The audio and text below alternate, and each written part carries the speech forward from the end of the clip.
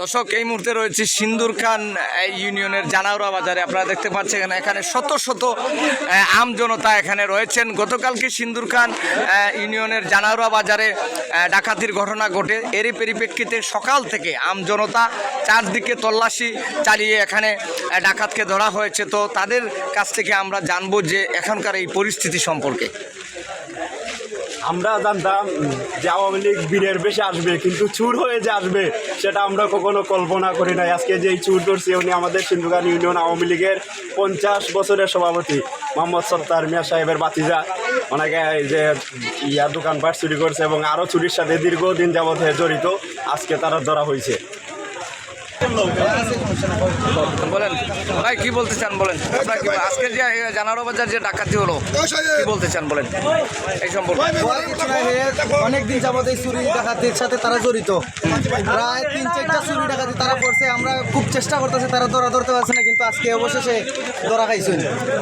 হে টমটম চুরি করছে, দোকানপাট চুরি, মানে বিভিন্ন চুরির সাথে জড়িত, মোটর চুরি করেছে জড়িত। আজকে বহুত দিন পর তারা ধরা হয়েছে।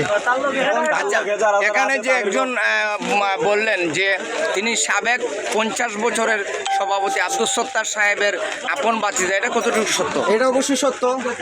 এ সত্তার সাহেবের বাতিজাই, এমনকি ইউনিয়ন ছাত্রলীগের সদস্য ইউনিয়ন ছাত্রলীগের সদস্য।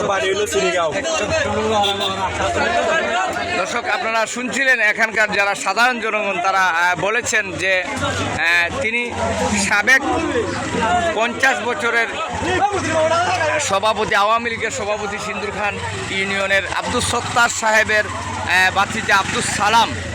সে দীর্ঘদিন যাবৎ এই এলাকার অনেক জায়গায় চুরি ডাকাতি চালিয়ে যাচ্ছে।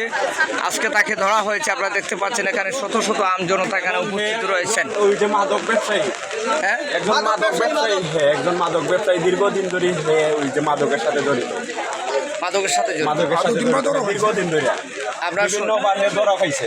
আপনি কি বলতে, আপনি কিছু বলতে চান কিনা? আমরা ফাঁসে বাড়ি একটা টমটম লিয়া বেটা লিয়া গেছি, আমরা 2 দিন থেকে ভাড়া দিয়া ধরতে পারি না। আজকে তারে বলছি এটা ধরতে হয়েছে, আসিল হয়। আপনার সে এখান থেকে চুরি, সে বলছে যে চুরি হয়েছে। আসিল হয়। আচ্ছা, দর্শক এই ছিল। এইভাবে মাঠে নামবে আমরা কল্পনা করি নাই। ঠিক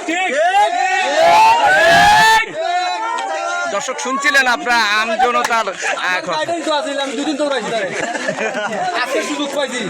আপনার গাড়ি কি সে চুরি করতে গেছিল?